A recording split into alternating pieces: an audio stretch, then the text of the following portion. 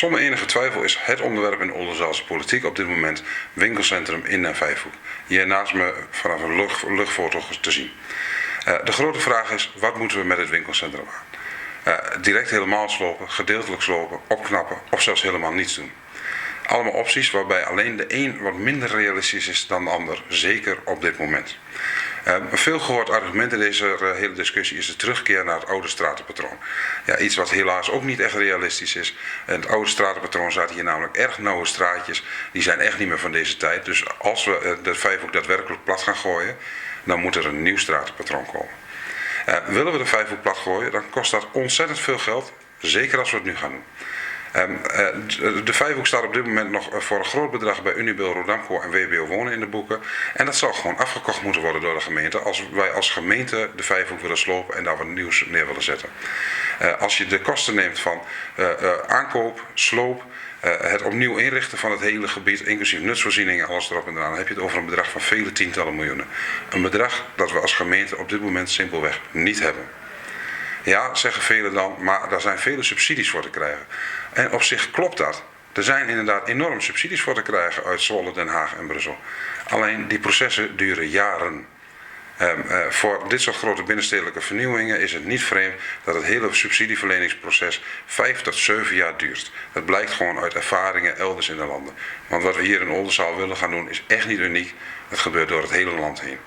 Dus willen we 5 tot 7 jaar wachten? Wat D66 betreft op dit moment niet.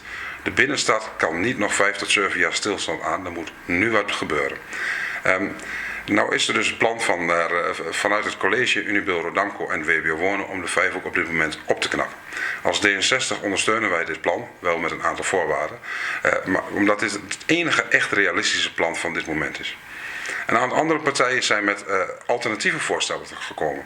Om te beginnen het CDA, die heeft voorgesteld om de hele tak Deurningenstraat te slopen. Hierdoor ontstaat er een doorgang vanuit de Deurningenstraat naar een nieuw te vormen straat tussen de Lange Straat en de Grote Straat. Daarbij is ook vaak verwezen naar het historisch stratenpatroon. Maar in het historisch stratenpatroon zat op deze plek helemaal geen doorgang. Dus daar heeft het in ieder geval niks mee te maken. Het plan van de WG is iets minder omvangrijk. Daarbij moet het voorste gedeelte van de tak Deurningenstraat wel blijven staan. Zodat er daar een winkel kan komen. Daarachter moet echter een gedeelte gesloopt worden. Zodat opnieuw een straat ontstaat tussen de Lange Straat en de Grote Straat. Dit komt overigens allemaal aardig in de buurt van het oude stratenpatroon. Toen lag daar een straat zo ongeveer en deze straat zal er maar een klein beetje van afwijken. Wat zowel CDA als WG echter bij hun alternatieven vergeten, is dat deze straat moet lopen door wat zo ongeveer het lelijkste stukje van Oldenzaal is. Want ik weet niet of u er wel eens bent geweest, maar het enige wat je hier te zien krijgt, dat zijn lelijke gevels, blinde gevels, lelijke schuttingen, opslaghuisjes, achterkanten van panden die er niet uitzien. Dus op het moment dat je hier een straat wil creëren, ben je niet alleen de kosten kwijt voor de sloop van het stuk van de tak Deurningenstraat van het winkelcentrum, plus het opnieuw inrichten van dat gebied. Nee, je moet de hele straat zul je opnieuw moeten verspijkeren en dat gaat alles bij elkaar vele miljoenen kosten. Miljoenen, echt vele miljoenen, die je investeert voor een relatief korte periode. Want over 15 tot 20 jaar ga je dit hele gebied, als het goed is, opnieuw weer helemaal inrichten. Om de doodeenvoudige reden dat de Vijfhoek dan op is en gesloopt kan worden. Dus laten we voor goede plannen gaan en goede plannen duren nu eenmaal wat langer. Wat D66, ja, uiteindelijk moet absoluut winkelcentrum in de Vijfhoek tegen de vlakte. Dat kan met 15 à 20 jaar zo ongeveer. Dit plan moet alleen wel breder getrokken wat D66 betreft. We moeten verder kijken dan alleen de Vijfhoek. Want direct naast de Vijfhoek ligt het postkantoor. Het postkantoor heeft nog een economische levensduur van ongeveer 20 tot 30 jaar. Iets verderop aan de Deurningenstraat ligt de voormalige Rabobank. Dat pand willen we erg graag vanaf, want we willen in Oldenzaal de singels groen maken, zodat er een groene long midden om de stadskern heen komt. En dit pand staat precies midden in die groene singel. Dus daar willen we erg graag vanaf. Door dit plan breder te trekken krijg je ook een beter plan en kun je de binnenstad echt een boost voor vele honderden jaren geven. Uiteraard kost dit alles ook heel veel geld. Alleen, één groot voordeel, het kost wel minder geld. Want als je dit pas over 15 tot 20 jaar doet, tegen die tijd zijn de panden veel meer afgeschreven, kun je ze veel goedkoper kun je ze opkopen. Daarnaast heb je dan als gemeente de kans gehad om 15 tot 20 jaar zelf te sparen. Jaarlijks een klein bedrag opzij zetten, dan hebben we op dat moment het geld om daadwerkelijk te investeren. En als we dit pas over 15 tot 20 jaar gaan doen, dan hebben we het grootste voordeel is dat die enorme subsidiestromen, waar we echt van afhankelijk zijn voor zo'n groot project, die kunnen we dan daadwerkelijk binnenhalen. Daar hebben we ruim de tijd voor. Dus willen we een haalbare aanpassing van de binnenstad, dan moeten we daar gewoon de tijd voor nemen. En hoe dat ontwerp er dan uiteindelijk uit moet gaan zien voor dit hele gebied, ja, dat zou zomaar gebaseerd kunnen zijn op het masterplan binnenstad. Een hele mooie inspiratie, een hele mooie schets die inmiddels wel 6 of 7 jaar geleden is gemaakt. Dus om hier nou helemaal aan vast te houden en dit als het heilige graal te bombarderen, dat gaat ons iets te ver. De schets is 6 tot 7 jaar geleden gemaakt. Het zal waarschijnlijk nog 15 tot 20 jaar duren voordat we dit daadwerkelijk gaan uitvoeren. Tegen die tijd kan de behoefte anders zijn. Dus laten we vooral niet dit als heilige graal beschouwen, maar als een hele mooie, inspirerende schets, die het ook wel uiteindelijk zou kunnen worden, maar niet zeker. Nou hoor ik u misschien denken, ja, 15, 20 jaar, dat is wel heel erg lang. Ja, in een mensenleven is 15 tot 20 jaar inderdaad lang. Maar in het leven van onze stad is 15 tot 20 jaar helemaal niets. Zeker als je nieuwe straten aan gaat leggen. Denk maar eens na over de andere straten in de binnenstad. Die liggen er allemaal al honderden jaren. Dus we hebben het hier niet over iets wat we voor nu vandaag even moeten doen. Nee, deze ingreep, daar moeten we honderden jaren mee verder. Dus daar moeten we echt goed over nadenken.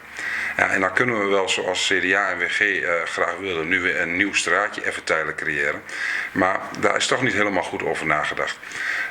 Dat het nieuwe straatje halen ze overigens uit het masterplan binnenstad. Want het voorstel van het WG is een heel klein straatje maken wat in het masterplan is geschetst.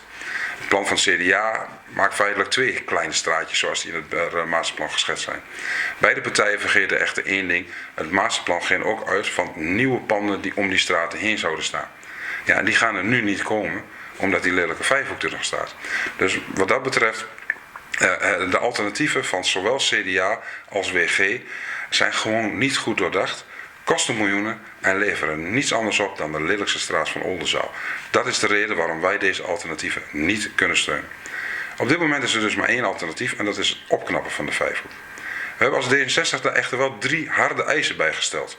Want alleen de Vijfhoek opknappen, dat is onvoldoende. Je zult breder moeten kijken.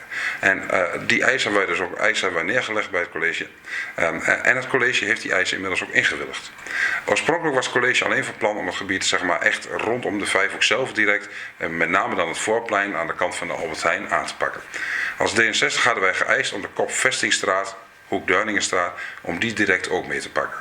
Door dat te doen creëer je gelijk een mooie entree voor de Deurningenstraat, zodat de Deurningenstraat ook een aantrekkelijke straat blijft. Eis nummer 2 was om de route langs het postkantoor ook nu direct al aan te pakken.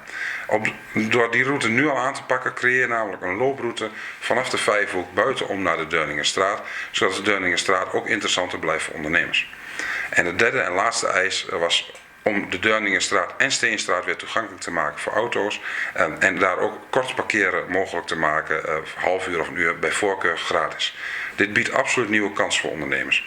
Deze laatste wordt via het mobiliteitsbeleidsplan weer mogelijk gemaakt. En het college is zelfs op dit moment al in een gesprek met de ondernemers aan deze straat hoe dit te realiseren. Dus waar andere partijen vooral bezig zijn bij het niet realistische miljoenen kostende luchtkastelen, is D66 Oldenzaal de enige partij die daadwerkelijk wat doet voor de ondernemers in de Deurningenstraat en de Steenstraat. En dan tot slot nog heel even terug naar het masterplan. Want zoals gezegd, een fantastische schets voor de toekomst. En iets waar we echt aan moeten werken. Maar we moeten daar nu daadwerkelijk het besluit nemen. Toen het masterplan werd vastgesteld, heeft men de grote fout gemaakt om het masterplan wel vast te stellen, maar er geen geld bij te reserveren. Die fout moeten we nu gaan herstellen, zodat we over 15 tot 20 jaar echt aan de slag kunnen. De gemeente zal vanaf nu jaarlijks een bedrag opzij moeten zetten. De gemeente zal vanaf nu al direct moeten beginnen met de contacten aanhalen in Brussel, Den Haag en Zwolle, om te komen tot de juiste subsidiestroom. En de gemeente zal de komende jaren ook al moeten gaan nadenken over hoe gaan we dit gebied uiteindelijk invullen. Want alleen met een goed plan, dat goed gefinancierd is en goed uitgevoerd, kunnen we Oldenzaal beter maken, zodat Oldenzaal nog honderden jaren een sterke stad blijft.